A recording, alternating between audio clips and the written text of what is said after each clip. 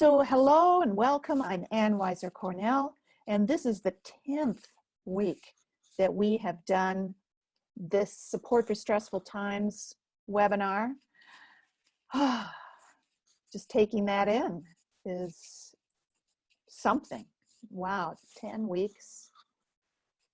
However long it's been for you, I think for most of us it's been about that long that we've been facing whatever it means to us to be in this global health crisis.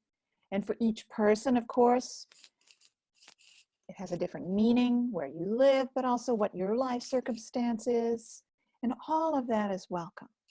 So we can each acknowledge our individual circumstances and our individual feelings. And one fundamental message that I like to give in these webinars is that it's worthwhile to pause and sense how you are feeling. That something helpful happens when you pause and sense and acknowledge how you are feeling. And I know for me, and for many years of my life, I tried not to feel the painful things go away, or for years I also used alcohol to not feel the painful things. And with a lot of help, I discovered that there isn't anything that I feel that I can't bear. I can turn toward even the difficult things I feel and say, hello, I know you're there. And then as I do that, I become the one who says hello. So I get bigger. You know, we don't have to be taken over by our feelings. They can be very big, they can be very strong, but we can be bigger than that. So what are you all facing? Because one of the things I've been realizing, one of the most stressful things for me, and maybe for anybody else, but check me out on this, other people. Other people.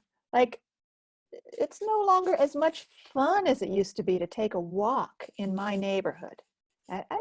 It's not available for me to take a walk where there's nobody else. Whenever my partner and I take a walk, there are other people. Do they have masks on? Do they know that we're here? Are they going to step aside to leave room? Yeah. Or you may have a situation where other people that you actually live with have different views of the way to respond to what's going on. And I remember in the early, luckily for me, it was only in the early days before the state I live in made a pronouncement. Everybody do this. But in the early days, my partner would be going to a cafe and I'd be thinking he shouldn't, and we'd have a fight about it. And the fight got worse because I was scared for him, for me. Being scared can escalate things, feeling under threat or feeling nervous. So anybody feeling something like that these days, or how that's different? Oh, it's nice to hear that Haja is finding the people in Devon being very friendly and mindful. That's wonderful. Yes, yes. So let's have a little practice in what we can do when that happens. And you know, when stressful feelings come up when we're in interaction with other people, that can be especially challenging. Maybe most of us right now are sitting here in front of your computer or your mobile device, not right now interacting with somebody around you. So we have a little space of safety here where you can spend some time acknowledging what you feel. Yeah. Birgit writes, people in my country are going back to normal much too fast for me. Yeah. So that just being out there with people with a different idea about what's safe these days, it feels unsafe. Yeah, definitely. And Derek writes, my fear of uncertainty is challenging and threatening my radical acceptance. Yes. Yeah. And Vicky writes that she's tearful with relief and gratitude that the lockdown is being released slightly. I can really hear that. Yes. Oh my gosh. Ula tells a story about somebody coming into the grocery store, not wearing a mask and coming too close. Oh my gosh, that must have been very stressful for you, my dear. Inconsiderate neighbors become more impactful, says Kathy. Loud noises, smoking bonfires, irritation. Yes, other people. Yeah. Definitely. Jan appreciates the dance of who crosses the street. Well, that's a nice way to look at it, that we're dancing here. Will it be you? Will it be me? Let me take you all through a little process right now of acknowledging whatever feelings are here for you now. And especially as we imagine and evoke these situations where we're in interaction with other people, all right? So just taking a moment to rest into the support of your body right now. You may be sitting, you may be standing if you're able, you may be lying down.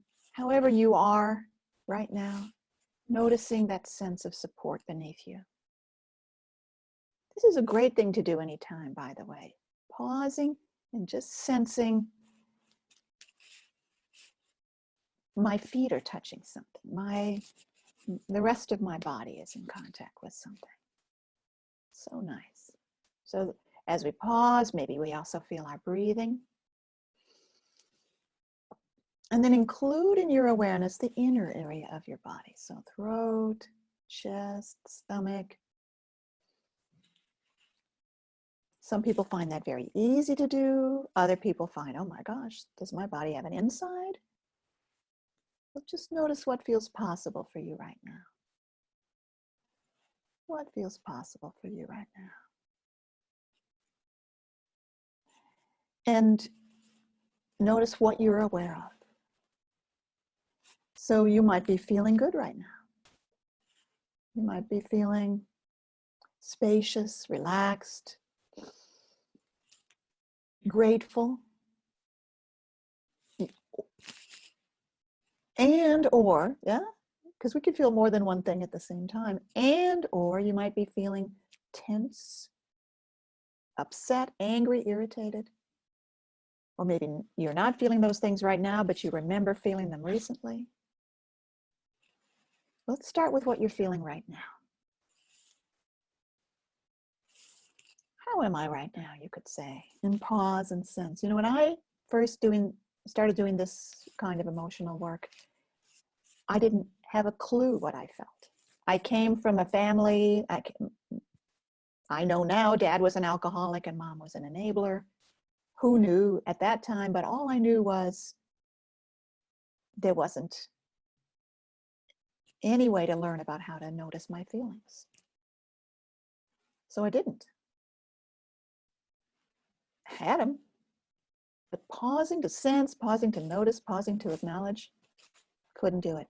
And when I met my teacher when I was in my early 20s, and he took us through an exercise like the one I'm taking you through right now. He said, notice how you feel in your body. What body? I don't know what you're talking about.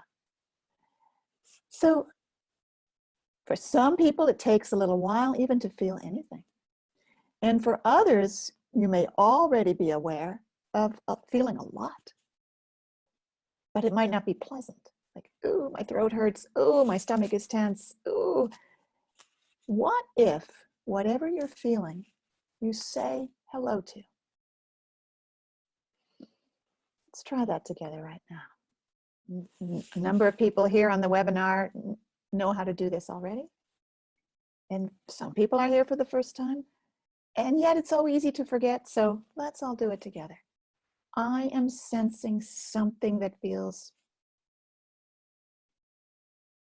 tense, tight, constricted, gripping, scared, angry.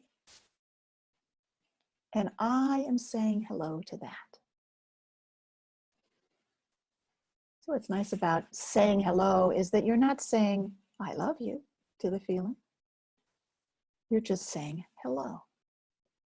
Notice what happens when you acknowledge how you feel. Is there a little relaxing? Is there a little space there? Mm-hmm. Yeah. Yeah. Pausing to sense how you are and finding your own word for it. And if you've been calling your feelings something all day long, let that word float away, whether it's the word pain or the word anxious. Whatever you've been labeling how you feel, let that word float away for just a little while and sense freshly as if you've never felt it before. Sense freshly as if you've never felt it before. And say, I sense, I am sensing. And then let the description for what you're feeling arise right now.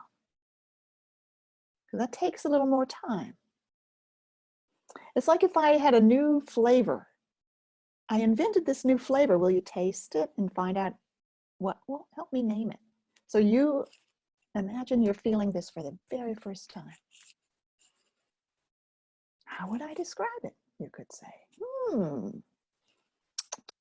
would I describe this? We don't have to give it a name. We don't have to give it a label. You may never be able to label how you feel because feelings are much more various and subtle and individual than the vocabulary that we're given in any language. So we have a vocabulary of feelings in any language. My language is English. Some languages have many more words for feelings than English does. But however many words you will have more different feelings than that.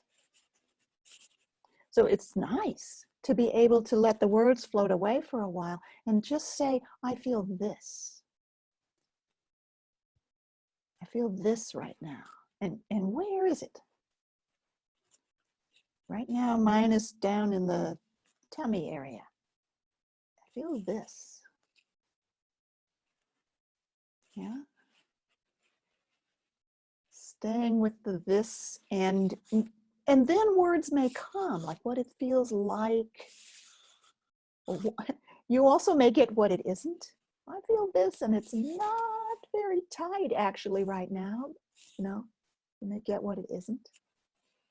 And the process of presence with yourself is the process. It's not like we don't have a goal. There's not I need to find a word for this. No, the presence with yourself in this, do you see what I mean? The quality of curiosity, the quality of sensing without labeling. That's all we need right now. Yeah, Haja says, I'm sensing something like a big hole in the ground of my middle.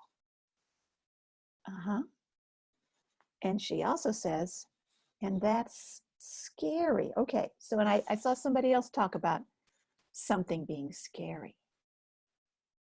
Derek said, I sense something that feels scary.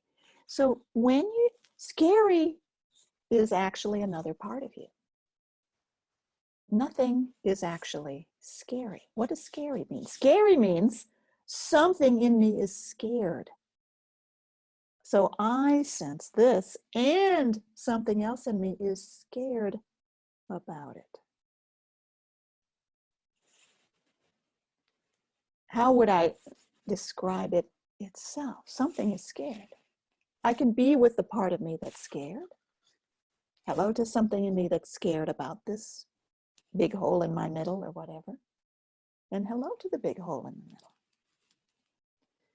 So we can disidentify from scared. Does that make sense?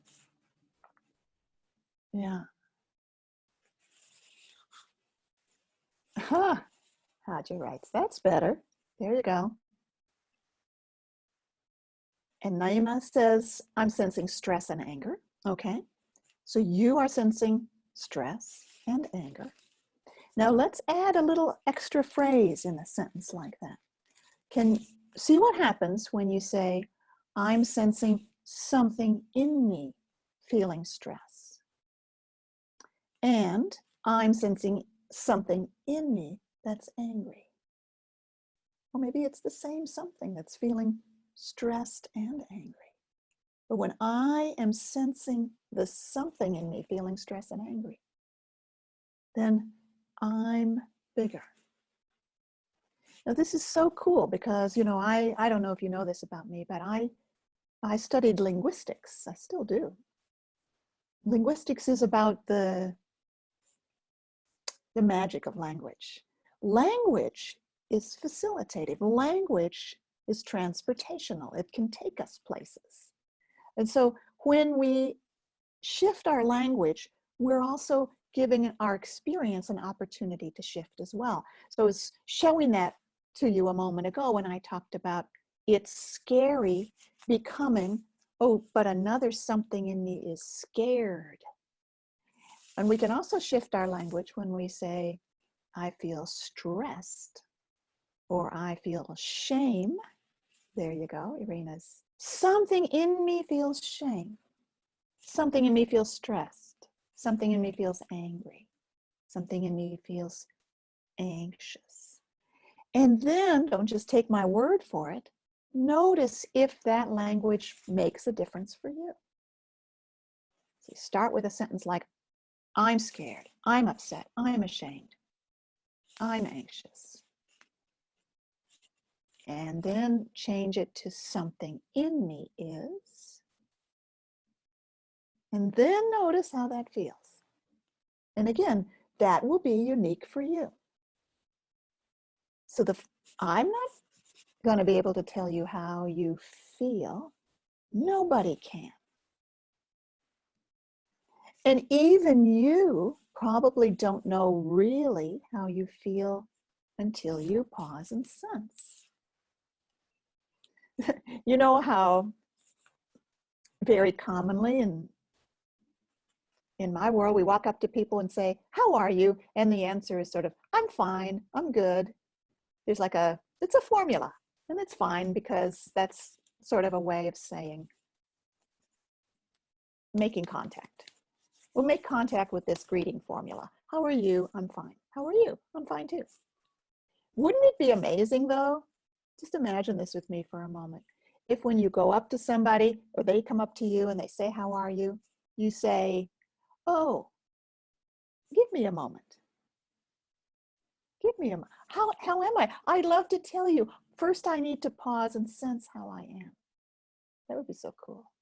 Let's do that a bit more in the world. So Cleothna wrote, I'm sensing a nausea and a chasm between chest and stomach. And I'm saying hello to that. And I'm sensing something that is nauseous, something that is a chasm. Yes, very good. Yeah, Nancy writes, I'm sensing a part that's letting me know it doesn't want me to go there. Stay away from there. You don't have to do that. Then there's something else that's showing up in tears.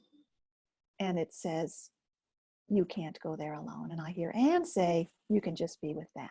That's true, Nancy. You can just be with that. Beautiful. I'm glad my voice is with you. Yes, yes, yes, yes. Nice. Candace asks, can I say something in me thinks? Yes. You know, that is interesting because there are a lot of thoughts going around. And I think connected with global crises, there are lots of thoughts like, yeah, I mean, I kind of don't even want to say them, but do you know the catastrophe thoughts? And often spoken with absolute certainty. The world economy is broken. Okay, I'll say that one. I've heard somebody say that. The world economy is broken, okay? So let's say you hear that thought going on in your head. Then you say, I'm sensing something in me that says. I like says even more than thinks. The reason is that there are scared parts of us that say things that even they don't believe. So to be absolutely truthful, let's say it says. Something in me says da da da da da. And then when you have a stressful thought like that, you can say, and maybe it's worried. Maybe it's worried that that's true. Very typical that when there's something going on that's frightening in your life or in everyone's life, we're saying things that we're afraid are true, but we say them as if they're definitely true. We're going to be late. There won't be enough food. We're losing all our money. No, all the restaurants are closing. So something in me says.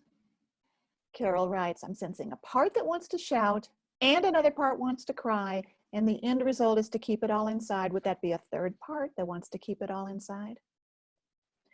Because here's the thing, Carol, you don't have to be any of those. You get to say hello to the one that wants to shout, hello to the one that wants to cry, and hello to the one that thinks that you'd better keep it all inside.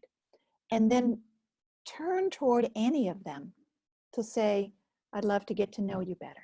So that's the next step. After we notice how we feel, after we acknowledge it, is I'm here with you now. So I'm saying hello to it, and I'm saying to it, I'm here with you now. I'm here to listen. Yeah. Very nice. Yeah. So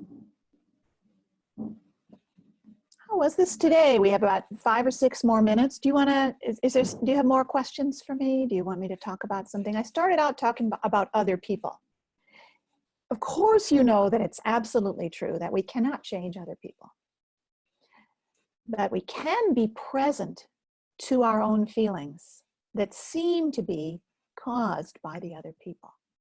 And amazingly, when we do that, we access a sense of ourselves that's even calmer than we thought we could be. And even if those other people are continuing to be the way they are. Yes. I am sensing something in me feeling frustrated and annoyed with that person. And I'm sensing that something in me. I say hello to it, and I'm saying to the something in me, tell me more about what bothers you so much about that. Tell me more about what worries you so much about the way that person is behaving.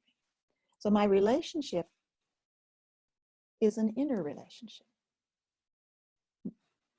And the cultivating of that inner relationship of compassion and acceptance is actually something that can reverberate out to all the relationships in our life. Yes. Let's see. Wow, I am hearing some questions. Turia writes, I'm worried about saying to a part of me, I'm here to listen. Can you say how we listen without losing self and presence? Self and presence is my ability to listen. So listening to parts of me helps me be self and presence. I speak out loud or put into language what I'm saying to my parts. I hear how anxious you are. I sense how worried you are. Tell me more about the worries. Oh, I hear you're worried about that. So that the fact that I'm the one saying, I hear you, enables me to remember that I'm the listener.